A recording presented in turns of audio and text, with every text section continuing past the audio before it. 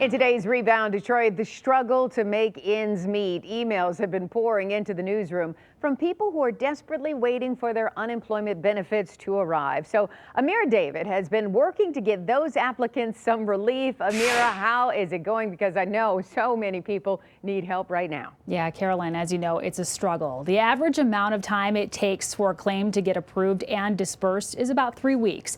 The unemployment office says it's trying to do the best it can with the resources it has. But despite its best efforts, we've heard stories of those who have been waiting 6 or 7 weeks, some even more, and they can't afford to wait any longer. I'm really freaking out and panicking, as to what am I going to do? We first introduced you to Veronica Davis last week, speaking to our Heather Catallo about her challenge to make ends meet. I keep them in a little jar, and my husband and I are like, okay, so we're down to just, 4 quarters. This is what she says her family has left in savings. Worried while waiting for unemployment benefits she applied for back on March 30th, immediately after being laid off as a clerical worker at Imlay City Ford. So we're like, well, in case I need gas to go any place, that's what we'll use it for. They think we probably have enough food to last us maybe, if we're lucky, till next Wednesday. Veronica has been held up by a non-monetary issue. Meantime, Norman Comer, a retail worker in Ann Arbor, has been waiting 6 weeks for benefits. He is certified week after week, but to date, zero. Haven't received a penny. And over in Southfield is Linda Holliday, a senior waiting 7 weeks for benefits, writing to us that she's been contacting the state to no avail, asking, what can I do? Strapped for cash to pay the bills, we took their pleas to the state. And soon after we stepped in, the UIA stepped up, bringing relief to Linda and Norman. So that will be coming to your checking account, probably 2 to 3 business days. And Veronica too. And I can't explain it. It's an indescribable feeling. It really is. And just how grateful I am, me and my husband, and we're just so grateful. So I gave him a big hug and we both had tears in our eyes.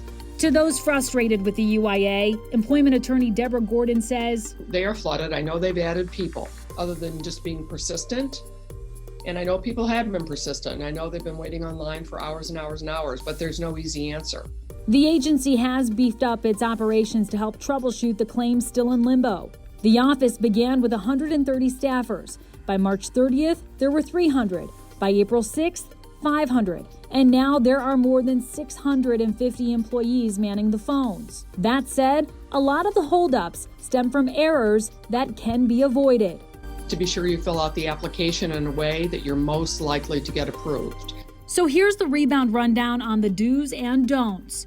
Do clearly state that your departure from work is involuntary. Do provide as much information and supporting documentation as possible, and don't select the leave of absence option even if you've been furloughed.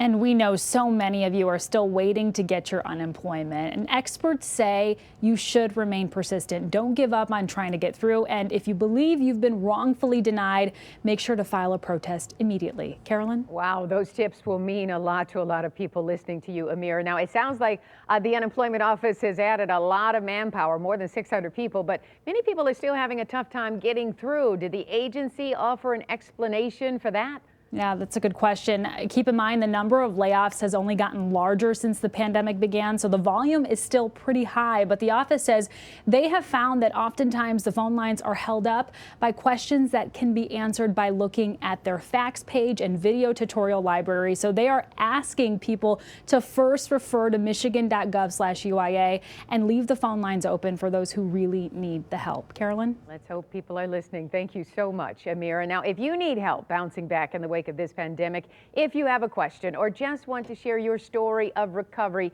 email us at WXYZ@WXYZ.com. And the Rebound Detroit is, of course, our commitment to stories that will help you navigate these uncertain times. You can find us on Facebook or email us again at rebounddetroit@WXYZ.com.